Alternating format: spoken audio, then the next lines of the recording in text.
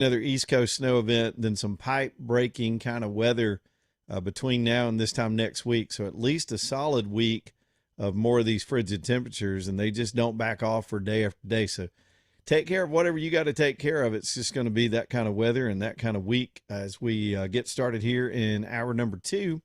545-9950 if you want to jump on the show. In a little while, we're going to go to, let's see, Clive, Iowa, as Donald Trump, we've already heard him once today, was touring a business in Iowa. Trump is officially, this is, I guess, there's no declaration or official designation or anything, but this is the kickoff for the midterms and Trump's effort toward trying to hold on to the two chambers of Congress. And it's pretty clear from his rhetoric, the energy of the crowds, this is back to campaigning. He's back on the road doing what he did when he ran for his own office, but he's doing it on behalf of those in Congress. Remember, pretty obvious to say it, but he's not on the ballot. But he needs to be on the ballot in as many places as he can in the minds of the voters to motivate people who normally turn out during election years, but will not turn out in an off presidential election year, especially when Trump's not there. I've seen plenty of analysis on it, and it's as many as 50 million people that would have shown up 2 years ago that may not be there this year in the midterms. And that's a huge disadvantage for the Republicans when it comes to the midterms. I mean, you add to that the fact that Democrats flat out cheat in their own states and are getting caught left and right, but are still doing it through mechanisms like the mail-in balloting and fake people on the voter rolls and duplications on the voter rolls and no voter ID, and they're still trying to get away with that.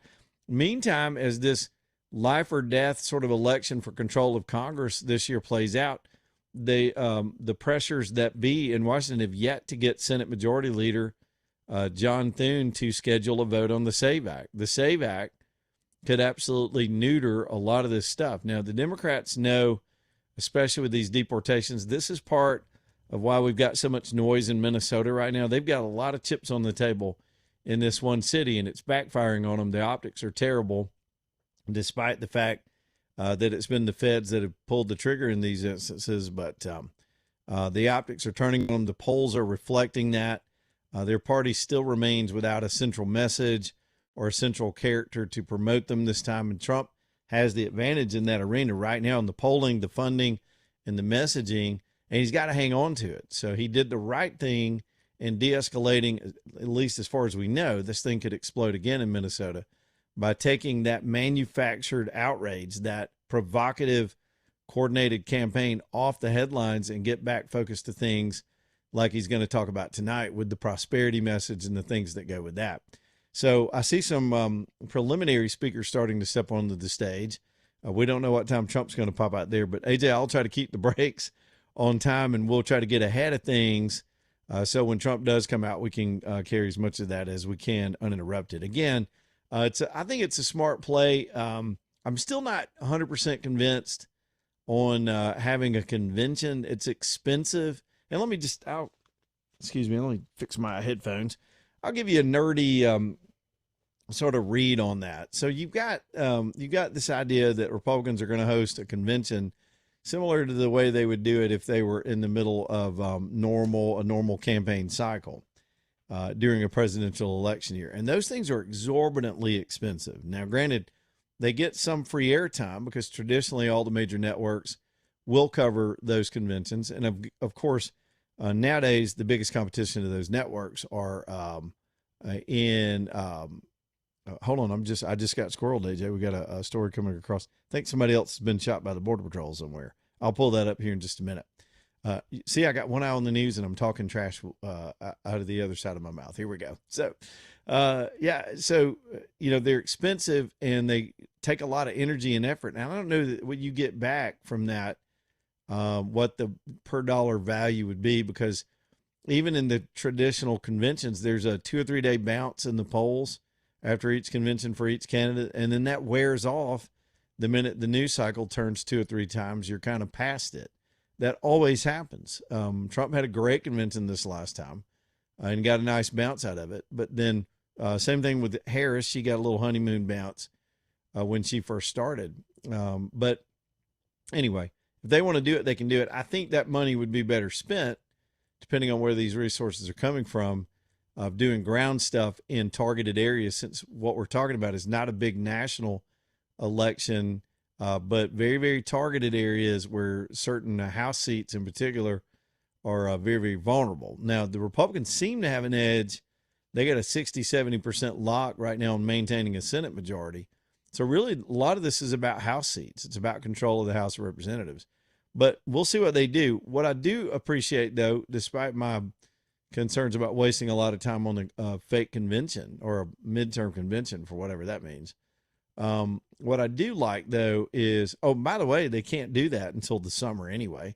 They've got to let these primaries play out. You don't do the convention until all your ballots are set in some of these heated primary races. So it'll be months into the future before any of that would take place.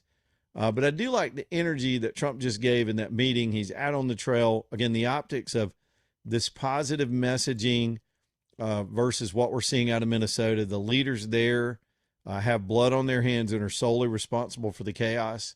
The country sees that they're not policing this issue and allowing it to happen. Tonight alone, there are more of these signal chat leaks about who was involved in some of the coordination strategy. And I think this story is going to get even more explosive for the Democrats in Minnesota, for example. And I'm just reading the surface of it because this is coming across while I'm still doing a radio show. But they've now got one where apparently Keith Ellison was on it, either on it or a party to it, in that he had given them a special back channel to report Fed activity to the AG's office. Now, you could say that was above board, but again, these people aren't protesting. They're interdicting and provoking and trying to cause unrest. And so rather than the state stepping in and keeping civil order, they were contributing to the disorder. And now they've called in these chat rooms. Now, here's another fact that is out tonight. I haven't seen them, don't know what's going to be produced from it. But apparently these idiots kept, these Zoom conferences where you get 4 or 5 heads, in different boxes on a computer screen. And when you have a virtual conference call, a lot of people operate this way daily. Some of those calls were recorded and logged. And so the people that have now gotten access to these Signal meetings now have the logs and the recordings. Hello. That means that the discussion amongst the players that were going out and targeting our federal agents, all of that, that is by definition a conspiracy. They are conspiring over the technology with each other. Those logs are now apparently available, according to the guy that broke this story and has been digging into the coordination and the strategy of the other side. That was the turning point. I'm convinced. What made Mayor Walz pick that phone up and decided he wanted to wave a flag and work suddenly, after all his hubris and histrionics, he suddenly wanted to work with the president because he understood things were flipping on them and this stuff was about to come out. The connections directly to his administration in participating in the ongoing violence. That's an embarrassing story. And that story didn't go away just because we're having these Tom Homan meetings. But Trump, for his part, is taking advantage of that by trying to take the high road in the situation and getting it out of the headlines. We'll see if it works. We got a whole week now of constant news generation to see if the messaging shifts. And Trump's going to do his part tonight, of course, with what will clearly be a rally-style, energetic meeting of his own supporters in yet another Midwestern state where everything's hunky-dory. And the feds and the governor, everybody are contributing and helping our federal agents make these deportations, and all is calm. It's a peaceful place. That's just contrast. And contrast is how you win elections. Man, it goes back to something I heard years ago, and I've talked about it over and over again.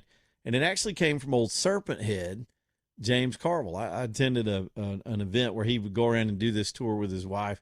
As many of you know, she was a Republican strategist. He's a Democrat strategist of note.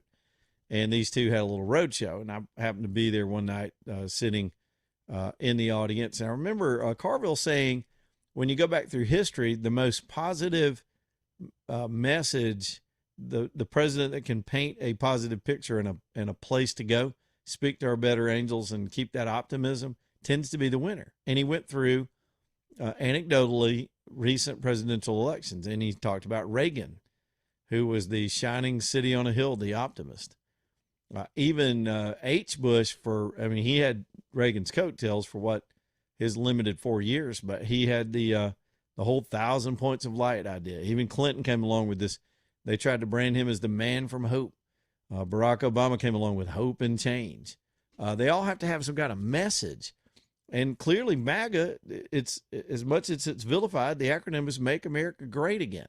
It speaks to our greatness and going to a better place. So Trump is wise to get back on the positive track with that. In every campaign, when you analyze messaging, you're either on a positive track or a negative track. Negative track means you're defending yourself or you're attacking your opponents and you're mudslinging and digging in the dirt. And Trump ain't afraid to do any of that. He's done it as well. But as far as the results and what he's been able to do in year one and his case to keep his power in the White House, which means his party needs to control, he's got to convey that. Because honestly, they're not going to do it themselves. They don't know how.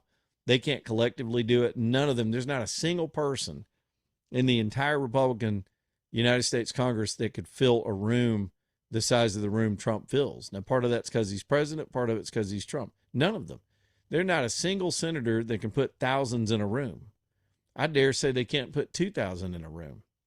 Now, they could go to a room, say a party dinner where they're eating chicken and listening to bad speeches and singing the national anthem. They could attend a room and everybody there is glad to see them, but they couldn't draw anybody. And so they couldn't draw flies. They're just not popular as a body and some individually, but Trump is. And so he's willing to give that capital and go out and put the energy into doing rallies and doing these news conferences and trying to hold on to the messaging. If there's ever been a president that has understood marketing and messaging well before he ever became president, it was clearly Donald Trump. And as he gets close to being, what is he, almost 80 now?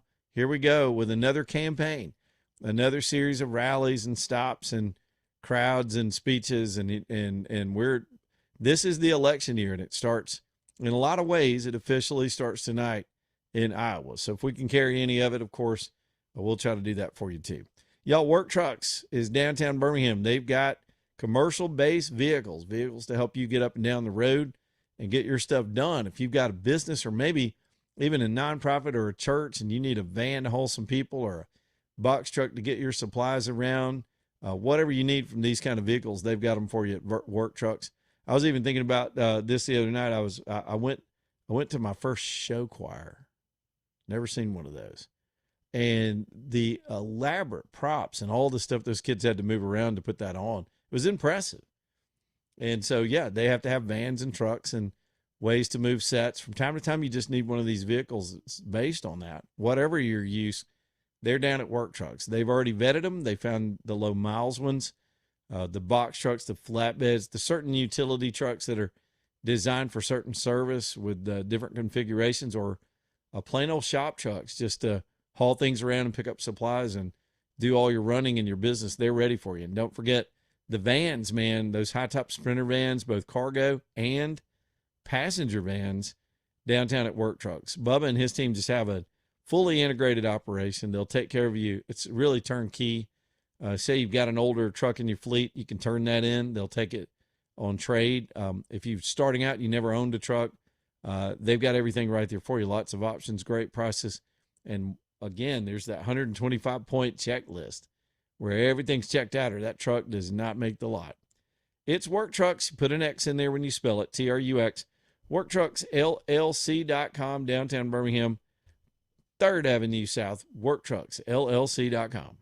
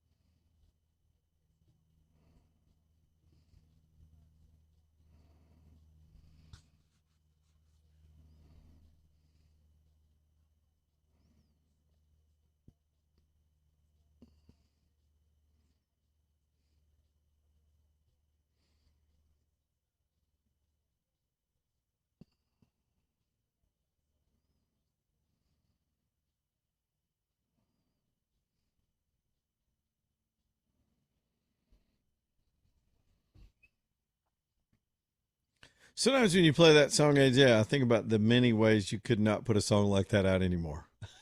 Oh, yeah, you definitely can't do that. There is body shaming.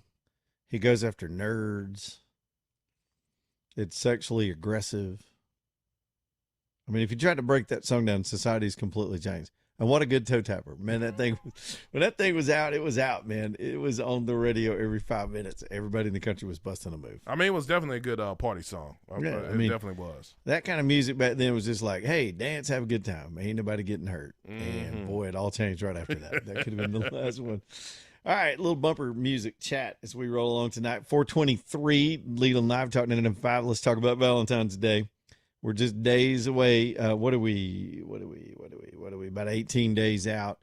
Fellas, get your game on. And I know you got to do the basics. Maybe you got dinner reservations. You got all that stuff planned. But you throw a little bling on top of those plans, and you really won Valentine's Day. They've got affordable things in stock right now at Allen & Company, ready to be gift wrapped. And you can really, really do something nice. Charms and chains and earrings and pendants and all the things right now at Allen & Company. Meantime, if you need custom design, of course, you're dealing with the Thompson family and Alan Thompson and his whole crew there. And those guys, one, have just the right touch to take good care of you and help you just patiently go through and make a decision. Whatever you want, they're easy. Just take your time. Go change your mind, come back later if and she's going to do that if it's engagement stuff. But that's okay. It's a long-term decision, and you want to get it right. Same thing with upgrades. If it's time to get that ring upgraded because it's been years, and you can trust Allen to do that. In the original setting, they can repurpose the old stone. It's all custom because he does the work, and everything you take in for repairs or upgrades or cleanings or any kind of changes stays right there in their vault. They don't have to ship it around. Allen says he'll try to get it back to you in a week, too. His goal every single time is to turn it around within the week at Allen & Company. In Vestavia Hills on Highway 31, Allen & Company. Well, Trump is finally taking the stage, and I'm not going to commit, AJ. We're going to stay with this the whole time, but we can get a good portion of it in here. Let's go live to Clive, Iowa, and see what Trump's saying to this very red meat MAGA Trump crowd. Take a listen. The second time I said, well, we won twice. We got to do it a third time. Should we do it a fourth time? Four victory. We got the right team over there. There's the right team over there. That would be easy for you. That wouldn't even be work. But you came out by the thousands on a cold and snowy winter evening. Remember that beautiful evening? And together we won the Iowa caucuses in a 30-point landslide. That was great. I'll never forget it. It was so freezing. You think it's cold now? That blew it away. Whatever happened to global warming? You know? Now it's, it's like one of those things. But it was the coldest night. I remember it was way below zero. And they say, sir, you don't have to come till 10 or 11 o'clock because a caucus takes longer. Then I got a call at, let's say the polls close at 7. Sir, you've won. I said, I won what? They told me 10 o'clock. They can't announce. They said, you won by so much. They just called it at 1 minute after 7. So, right? So we made the journey. And we made that journey through all the cars and everything else, and we made a speech, but what an evening that was. Then in November, we won the state by a massive landslide. That was incredible in the election. And we then went on to win all swing states, all 7 of them. They said 7 swing. Well, he could win 4 of them. He's doing very well, but we won 7. We won the Electoral College 312 to 226. We won the popular vote for the first time of any Republican in many decades by millions and millions of votes. And we won a category that's very important. We won 86% of all counties in America, 2,700 to 525. How about that?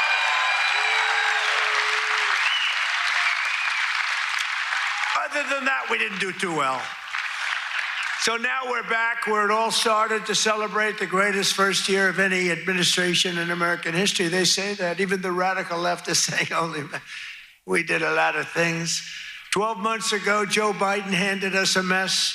We inherited the legacy of record high inflation, the highest inflation in the history of our country. They say the fake news, ooh, that's a lot of fake news. No, the fake news said it's 48 years. I remember recently I said the highest inflation, the worst, I believe this, by the way, worst in the history of our country. They said it wasn't the worst. It was 48 years. I said, that's okay, too. Somehow that sounds even worse than when you say the history, right? 48 years. I accepted that, but I think it was in the history. A mass invasion of our border in our country was being laughed at all over the world. We were being laughed at. We were a joke. Yeah, we're not a joke anymore.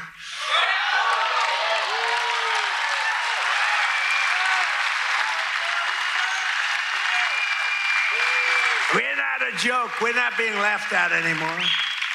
But today, just after 1 year of President Trump, our economy is booming, incomes are rising, investment is soaring, inflation has been defeated, our border is closed, totally closed.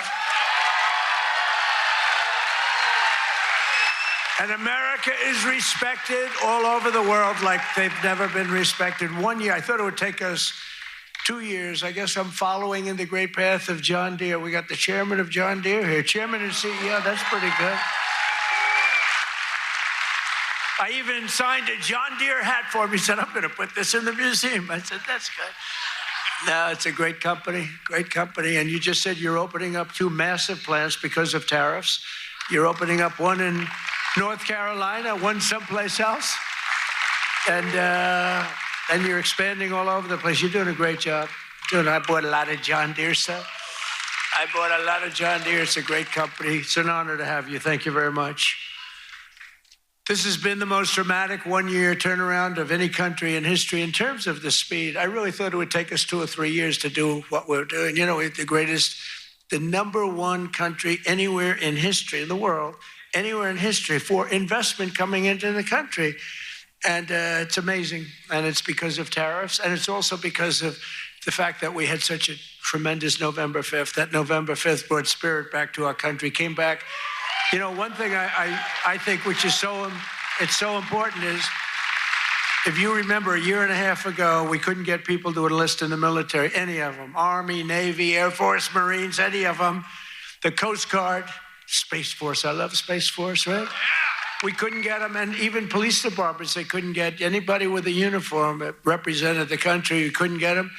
And today, we have the single greatest recruitment numbers in the history of our military.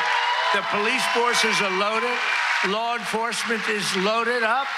And everybody wants to be a policeman, a fireman. They want to be in the military, any branch. I mean, we literally, they couldn't get them. A year and a half ago, nobody wanted to be in the military. Now everybody wants to be in the military. It's an amazing thing that's happened, an amazing turnaround. And all because we have a president who does something very simple, puts America first, right? Right?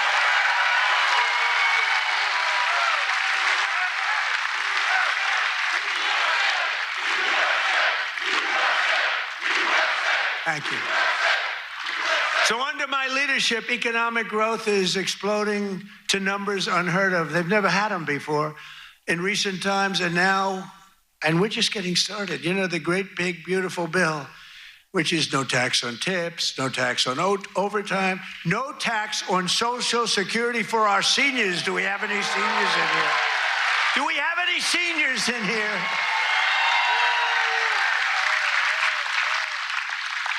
One of the fake news said, he did that because he doesn't want to pay tax on his Social Security. Don't you believe? That's what I never thought of. These are sick people.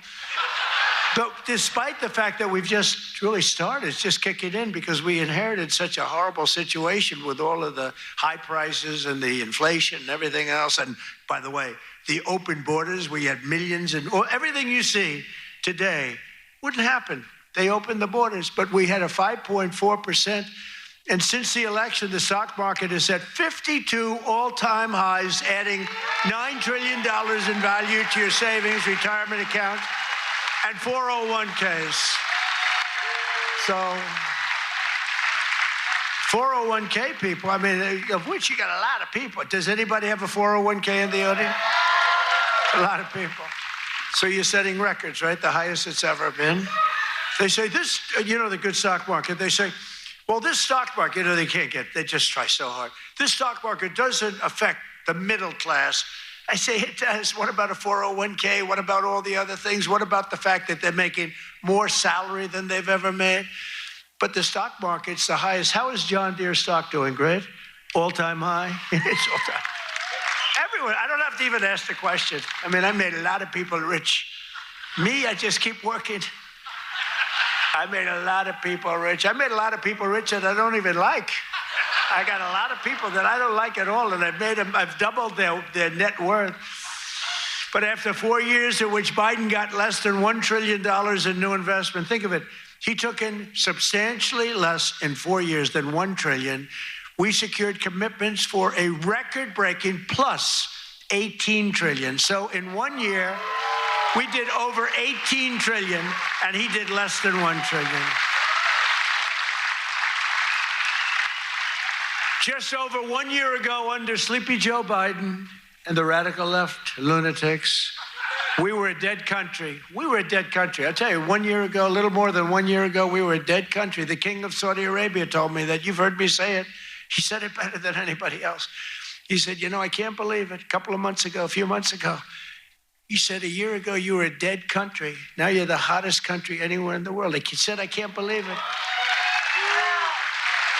And today I'm pleased to announce one more historic investment. The great American company that we just talked about is doing so much. I have to give it really. I buy so much equipment from so many of the people in the, we have a lot of very successful companies in here, but I know it's a very special deal because John Deere is doing $70 million in factory in North Carolina. It's brand new, the best in the world. And I think it's going to pay off very, very big. And if it doesn't, I have nothing to do with it. But if it does, I'm going to take full credit. But what it is an excavator factory, as I understand it, and it's going to be the only excavator factory. In other words, excavators. We all know I love those excavators. Believe it or not, I know a lot about them. We don't make them here. This is going to be the only excavator entirely made in the United States of America. So that's good. That's good. I love it. I love it. It's great. And they'll all come. I hate to tell you, but they're all going to be coming too. You're going to have some competition, but you'll be ahead of them. If congressional Democrats had their way this year, would right now be facing the largest tax hike. So they wanted to give you, this is what I was running against, the largest tax hike in the history of our country. I wanted to give you the largest tax cut in the history of our country. And if they won, this country would be cratering right now. It would be cratering. So I've cut a record number of job-killing regulations. The reason our job numbers are so good, and remember this, I've cut hundreds of thousands of federal jobs. Now, if I didn't do that, our numbers would be even more through the roof. Or I could get them. You know what they do? In order to have decent numbers, they hire 1 million people. You hire 1 million people, all of a sudden you're down to 3.5%. We don't do that. We get rid of that job where you have 10 jobs for you have 10 people for every job. And they are all now, and they hated me. They hated me. Now they love me. You know why? They all got jobs in the private sector making twice as much money as they made from the federal government, sometimes much more than that. So a year ago, they hated me, and now they love me. But it includes dozens of burdensome regulations that were crushing our amazing farmers. We love our farmers. We won this thing. I think hell is voting for What was Kamala. that? Hey, Jed, what was that? All right, so bring it back. Against Biden. Our hope, but nobody even knew who the hell Kamala was. All I knew is she was the border czar. Okay, you've been listening to. So we'll cut back in too. AJ, I heard this tone and I went, is that me or is that you? That was just a satellite, whatever the satellite link was back there to Iowa. So, okay, there's that. little bit of the president tonight. We won't belabor it, and of course, this isn't one of those Q&A events. This is a campaign style rally, but if he makes some headlines and we get something unusual, we'll let you know. 545-9950 is the phone number. We got a little catching up to do, so let's grab a break here, and then I'll reset and we'll do some more stuff this hour. Y'all jump on the phones, and we'll talk to some of y'all too. Birmingham Broker bringing you the show this hour. BHAMBroker.com, BHAMBroker.com. Y'all reach out to them if you got a car, truck, or SUV to sell. From time to time, it's just time to sell or trade. Don't go get a wholesale price when you can get, a retail price. Man, the difference in the two can be thousands. I remember it used to be the rule of thumb was it's probably about $2,000. They'd always charge you or give you about $2,000 less than what your vehicle was worth because that's what they needed to turn in and sell yours for and make a little money. I get how that system works. Man, it can be $6,000 or $8,000 nowadays based on the price of vehicles and the way it goes. Don't give that money up just because you don't want the inconvenience of trying to get yours sold on your own. Let Birmingham Broker handle it. They'll do all the details. They'll get it prepped and get it marketed. Once you establish a price with them where you've got sort of a bottom line, they'll try to, of course, get you a lot more than that, but they'll get it out there in the market, get it haggled, find you a buyer and haggle with them, get a price, and do all the paperwork, get the transaction done, deliver the vehicle. You get a check. Life is good. There's a whole lot more money in it for you. Try them out down at Birmingham Broker. Craig's been reaching out to us. He needs cars. There are a lot more buyers than sellers nowadays, and they're buyers trolling around for all kind of vehicles. That is a perfect environment to get maximum value from your car right now at Birmingham Broker. And again, they do all the work. BHAMBroker.com, BHAMBroker.com. Back here in just a minute, Leland Live.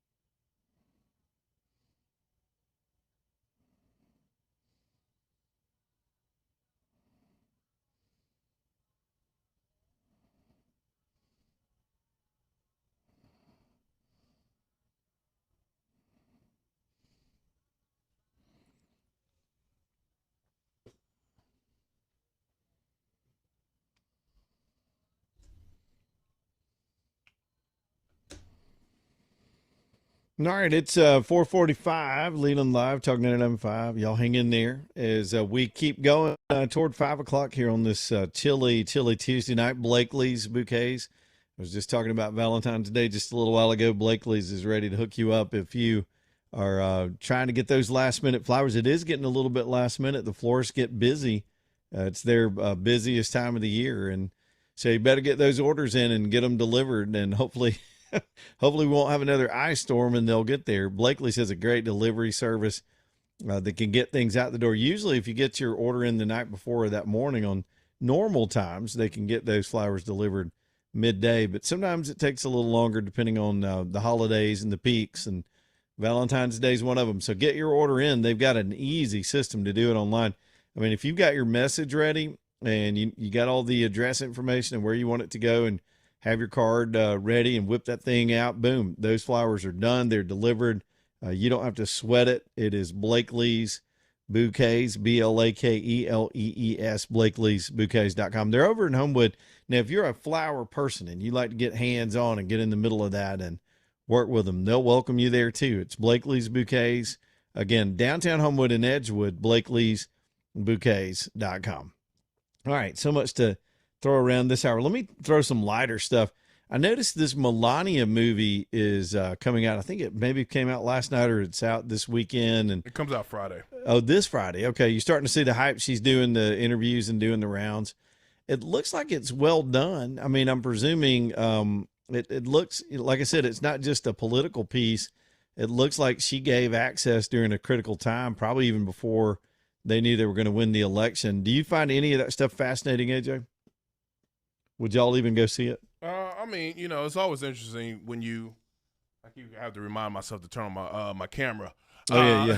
We need the AJ cam. There we go. Yeah. Do we even have the Leland cam? We had a little issue a second ago. Yeah, We back you're now. up. We back. You're up. Yeah. Good deal. Okay. So what do you think? I mean, I've never had a first lady I'd probably go see a movie about. I mean, Right. And I would wait on this one to come out, and I might watch it, I might not. Most guys are going to get drug into it by their significant others.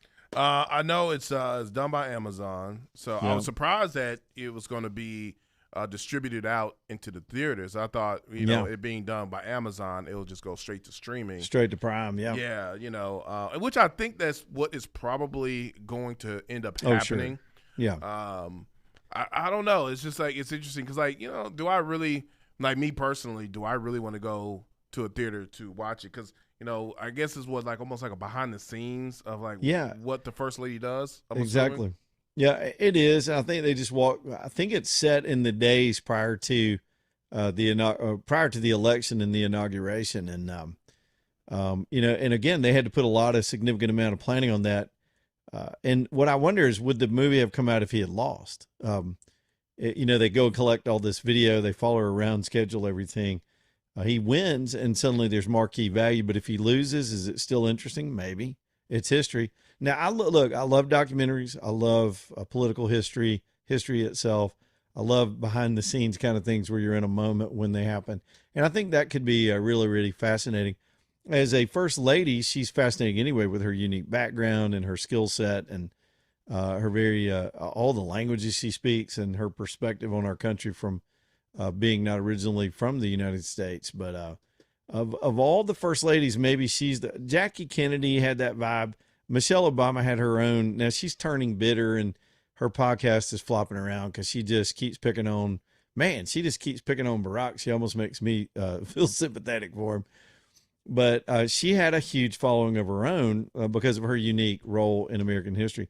But a lot of first ladies have just been boring. I mean, they just have. And they all get lampooned. It's probably a tough job. I mean, Barbara Bush,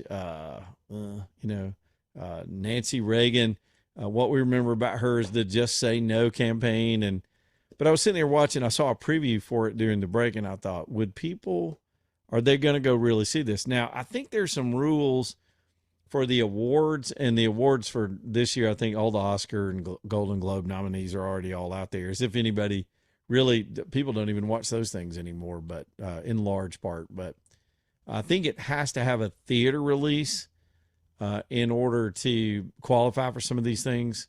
And I don't even know what they would call it. I suppose it's a documentary, really. Clearly, it's not just some kind of scripted fictional presentation. So We'll see what the response is to it, what the clips look like. I will say this, just being distant from it, and probably if you had to flip a coin, I probably wouldn't watch it. But it's the way it's being rolled out and the production quality and the teasers are very well done. They make you interested the way they the clips that they did use. So we'll see how that plays this weekend. I guess the other big thing coming up is the Super Bowl. When is that? It's not this. I mean, it's a couple Sundays, right? I believe it is on the 8th of February. Are they just going to go ahead and just move the Super Bowl to March? I mean, they might as well. Don't you remember didn't it used to be in January? Super Bowl. Yeah. You're right. It's 8th. I typed in SU and Super Bowl came immediately up. So who is it now? The Patriots and the Seattle Rams? Seahawks. Seahawks. Yes. Okay. Are you fired up for that at all? I'm not one to just boycott for boycott's sake, but I don't know. You could probably talk me into watching it. But I'm not going to plan on it. You know what I'm saying? Well, I've been so out of it. I probably need to go ahead and just restore my cable back. I just been doing nothing but streaming. Well, that's what a lot of people are doing now. Yeah, I really just haven't had the mental capacity to really watch anything live. Because I mean, when I did watch anything live, it was just mainly like 4 kid channels. shows. Yeah. Bluey. What Bluey? What do y'all watch? Bluey was pretty much it, and I mean, I still watch Bluey, Danny Go, a lot of the kid shows, but that's pretty much it. I don't know, I may watch it. I'm always intrigued to watch the game. Watch the commercials and see what the halftime, because I always like to watch the halftime and then look at the reactions. What people say. It's pretty fascinating how polarizing it is. Is it still Bad Bunny? I think Are we so. still talking about Bad Bunny? I never heard of till this. I mean, he was chosen months ago for the Super Bowl. Is he a he, right? It's a he, right? Yes. And I don't know much about him. He's from Puerto Rico and he raps, or does he sing? I don't know. I just don't know. I'm not even trying to be obtuse right now. I don't know. Yeah. What does mama name him? Oh gosh, you will like Carlton or something. No, I'm Bad Benito Bunny. Antonio Martinez Rodriguez Pedro Okay, Lepacas III. We don't know what his name is. Just too many damn names. Well, his actual name is Benito Antonio Martinez Ocasio. Are you serious? You Yes. looked that up? He Yes. does have 15 names? Yes. I was just joking about that. Yeah, that's his name. Outstanding. Now, another thing that made me think of that, and that's why I included it in this little Melania segment, just to get off the beaten path for just a minute. I'm understanding Budweiser is going to go back to the Clydesdales. They're still reeling from the Bud Light thing, so they're not going to step on any intentional landmines. They just need to keep the Clydesdales out of the Bad Bunny show is what I'm saying. Hey, Budweiser, y'all better place those ads in the first quarter or at the end. Don't get anywhere near halftime.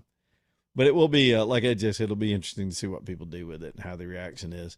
And what happened to Turning Point at one point was saying they were going to do an alternative halftime show where at halftime you could tune over to their live show and they were going to have, I don't know, Jason Aldean or something. Did that ever come together? Is that a thing? I don't know. I don't know. I think they tried to do in Living Color, because that's what happened. That's why we have the Super Bowl shows that we have now. Yeah. Because in Living Color, if you watch the original Super Bowl halftime shows, I was like, who put that together? Who did that? It was completely different back in the day. Oh my God! It was like unseasoned. Totally it was like different. unseasoned meat. That was just bad. Yeah. And I say it every single year, but nobody will ever do a halftime show like Prince did. It's not even close. It'll never happen. There's not a performer on this planet that could pull that off with that kind of drama. Have you ever seen the documentary on that? Mm-hmm. Behind the scenes, it started raining, and they kept telling him, "Don't go out there." He wore those platform shoes, and he's got his outfit on, and he had to put I think he had to put a do-rag on because his hair got wet. But dude went out there and picked up. I mean, you got electronics and electrical shock problems, and you could slip and fall, and he just went out there and nailed it. Singing Purple Rain in the rain at the freaking oh, come on, man. Huge. Is Jesse still there? We'll take some phone calls and get on with all that. Y'all get the calls in here, and we'll ease up a little bit in the last hour. Line 3 is Jesse. What's up, Jesse? Nothing much. Well, I'm just down here in Jasper, and I'm kind of upset about Walmart's right now. Uh-oh. What's going on? I went in there and was going to buy a ham. Yep. And it said it weighed 4.2, 4.2 pounds. I said, well, I'm just going to weigh this. You know what? Actually, it weighed No. 3.1. Yes. They ripped you off for a whole pound of ham? Yeah. But they charging you for that extra that extra pound and something. What'd you do about it? Did you take it back?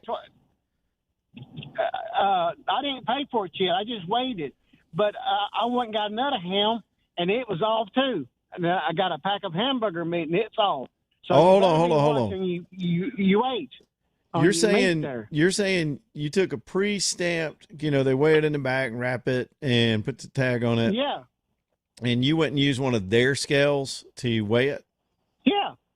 So what if their scale's wrong and they're getting you to weigh stuff that like your vegetables or whatever, and they're kind of making the scale seem like you got more than you got? It could work both ways. You know what I'm saying? Maybe the scale's not right. I had a pound of thing in my hand that I brought from the house accidentally, and you walked around with a pound of what? You brought something from the house that weighed a pound into Walmart? Yeah, it's all right. weight. You brought a 1 pound weight into Walmart to check the scale? Yep, and it weighed exactly a pound. And like I said, the hamburger meat, the ham, and a couple other things, it's bad wrong. So I advise everybody start watching it and checking it. All right. So, Jesse, on the scale controversy, is it, AJ, we're going to call this Scalegate? Didn't there used to be a whole department that checked these things? Where am I getting this? The Department of Weights and Measures? I think that's a thing, or it used to be. They go around and check the veracity of scales at butcher shops and other places where you buy products that are weighed. I don't know if that's really a thing anymore, but it'd be easy to do, I guess. Huh? Like I said, that weight that I brought weighed exactly a pound, and I checked them scales, and the scales was right. So the hams and stuff and hamburger meat, they charging you for that extra so they can make extra money. Well, we'll keep looking at it. Maybe somebody else has had this experience or not, but that'd be an easy thing to prove, I guess, as you just did. If you're in every if you're in Walmart, check it. All right, Jesse, I sure will. The thing is, usually when I go in Walmart nowadays, thanks, buddy. I'm usually just trying to get out of there as fast as I can. We made a drive by there today, and I didn't even bother. I didn't even go in. I can't. Sometimes you just have to. When you got to. And I'll be honest with you, I'm not trying to be snotty about it because I don't buy our groceries anyway. The boss of the house handles all that, but I don't. AJ, I'm not big on Walmart meat. Are you? I mean, the Chinese own all the meat packing anyway, so I guess it's all the same. But every now and then you'll get a good cut of something there, and it's right. But you got to know what you're looking for, and watch those scales. Jesse with the PSA today. All right, top of the hour. We'll go to the 1819 news and get on back here. Leland Live, Talk 99.5. Y'all hang on.